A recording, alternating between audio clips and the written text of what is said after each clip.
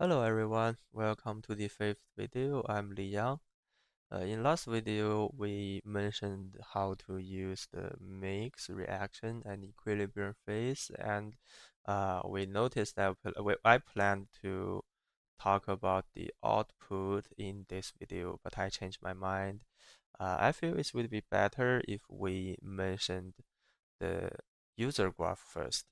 So the user graph will be our today's topic, and let's begin.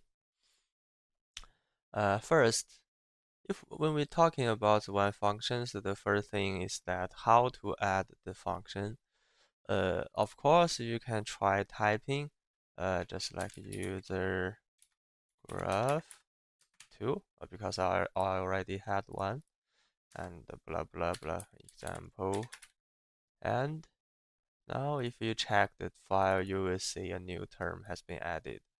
But if you still remember, I mentioned before that the toolbar is very useful, that you can add all the functions there. But why there's no graph?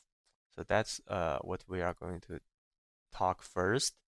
So now let's move to the top menu, move to the view, move to the toolbar, and click this one, the print and the numerical method. Yeah, just as I prepared a graph for you. So after that, you will see there's a new line of icon, there's a new toolbar, and if you move your mouse to this icon, you will see user graph. So now, first select your term, your file, click this one, and here comes a new graph. Right. So we got the graph 2 because I deleted the previous graph 2. So uh, then we know how to use the toolbar to create a new graph. But now, uh, so let's back to, yeah, if we look at the setting, you will see it's very complex. It has 2 page. It has a lot of blocks. You don't know what's the meaning by each one. You don't know what should you do. Uh, but leave this question for later. So now I will show you what does the graph looks like. So first, take an example. So some of you may have previewed our tutorial material. So this is one of our tutorial example, and you can see it has a user graph here. So let's run it. You will get the graph your after you run your program, and you will see that. So this is how the graph looks like. So it can just like what we previous do. So if you say it directly, this is a very good graph for you to write your report. So learning how to use the graph is very important. But what controls the software to create a graph like this?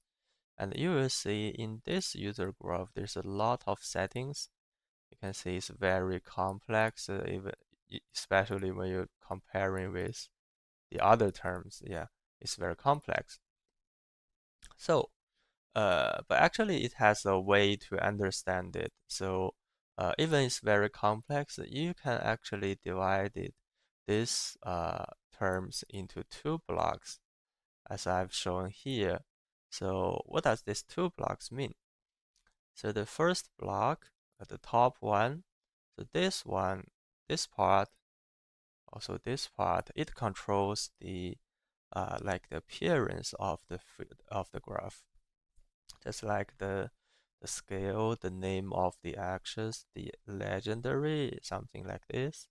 So it's controlled in this block, and from the start to the end, you will see another block. I'm sorry. So in this block, you will see this part controls the data used in this graph.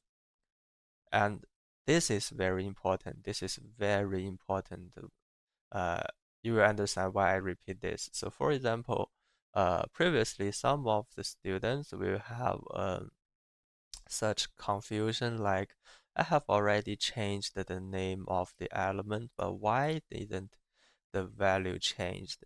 That is because they changed the name here on the top block. But that block only controls the name of the actors, but it didn't change anything about which data the software take. So that's the problem. Even I change this calcium into maybe sodium or something, uh, it doesn't matter how it's selecting the data because it's really controlled by here. So that's very important to just keep in mind. And now, if we're looking at this graph and we start, uh, we open this window, and you will see something very interesting. So you can see it has 2 pages, and on the first pages, it's actually reflecting to this part. So the general reflecting to what I mentioned as the appearance part, and the basic is reflecting to what I mentioned as the data part. So it's more clear now, right? So if you compare to these two graphs, you will see, so this is the name of the graph, and here's the name of the graph. And here is the legend labels, and here comes the legend labels. And here is the axis title, and it becomes the axis title like this one to this one, this one to this one. See, it's very direct, right? So now if we move to the basic, it comes to the most difficult part because this part is really complex. I need to take some more time to explain it to you. So let's think about. So what's the meaning by, so take an example, what's the meaning of this sentence? So as some of us we see, I already prepared something here. So the graph can be divided into 3 parts, which are graph X, the total calcium, and multiply by this. What does this 3 parts means? So this one means your data is going to add to the to use the as the X axis value. So that's the meaning by graph X. And what's the meaning by total calcium? So that's meaning the total, like the more concentration of calcium. So that's control the concentration. So that means I will take the concentration of calcium as the value of X axis. I'm not sure is that clear. Just repeat it. Uh, I'm taking the concentration of calcium as the x-axis value. So it's very clear, right?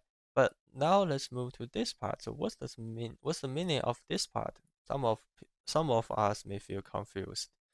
So if you still remember the your chemical knowledge, you will realize that this is actually the Mohr mass. So what does the Mohr mass mean?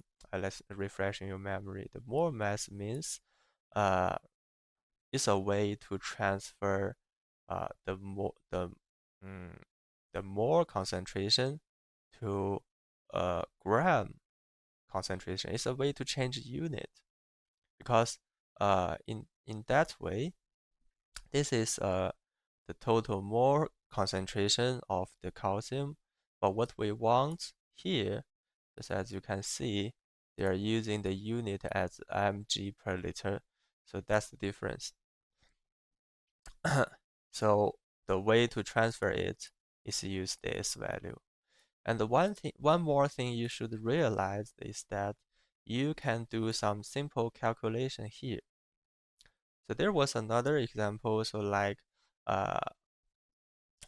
one of the students raised last year, like he want to make the axis value as time. So the unit of time was day, but actually what he want is annual value is by years. So afterwards, he just divided that value by 365, and he got the correct result. So that's why I mentioned that you can always do some simple calculation there, as long as your typing is correct. So so take this as an example. I think this time you will feel much clearer uh, about what does this sentence mean. But if you want to do some further, like you want to do some further functions, uh, you want to do some other thing, you will find it's a little bit uh, hard to do that because unlike other functions, it doesn't have a visualized way that you can just select some terms. You should still type something here by yourself. So uh, so there's actually this is a part of your training plan. So you should learn how to type, how to create, how to build up your own graph. But I would like to give you two suggestions for you to find out a way to study how to build up your own graph. So the two way is one, if you want to further go, if you want to do it simpler, if you want to make it simpler, I would suggest you go to the users guide is here, users guide, and double click. We can see there's an example. So you can just view those, take an overview of those example. If there's some example related to your research idea, and you can learn something from how they build up their graph. Just like you can see they have a graph here. So if you want a graph like this, you can learn how did they build up their graph. You can change some values, like for example, they are using the iron, I can change it to calcium or something, as long as that is what I want. So that's a good way for you to make it simpler. But if you want to make it more uh, like do something more advanced, I would suggest you also search something in this user's guide. So let's start it again. So first, double click, and here you will find there is a basic interpreter. So in this basic interpreter, we can see all the functions included, and you can learn how to do everything here. Uh, for example, if we search about the TOT here, looks familiar. So this is what we use here as what we used when editing our graph. So you can use you can see it has a very detailed explanation on what's the meaning by this one. So what I mean is that if you change this term, for example, into another term, it still works as long as you pick something from here. And also, I would suggest you always use the search function. So as I mentioned, so apologize for the Chinese part, but I really cannot solve that. But that one means research, means search. So always you can search some keywords. For example, I want something by reaction, and let's move to uh, the basic interpreter. So you can see it's highlighted. So for example, this one, the RxN is the modes of reaction has defined it in steps. So in that way, if I use this one, I can show the graph uh, with step by step. that's a way to help you to build up your graph.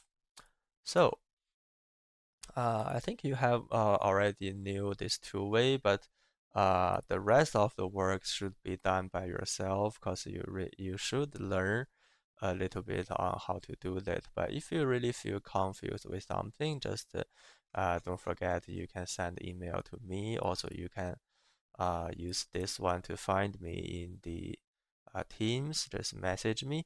I'm happy to answer your question. Uh, but given some too much suggestion on your coursework's idea is not allowed. I can only do some support on your technique part. So just keep that in mind. So I think that's all for today's video, and that's everything for the user's graph. So next video, I'm going to introduce the output. The output is the part that people always ignore, but sometimes it really works. So I will explain it next time. Anyway, so that's all for today. See you next time.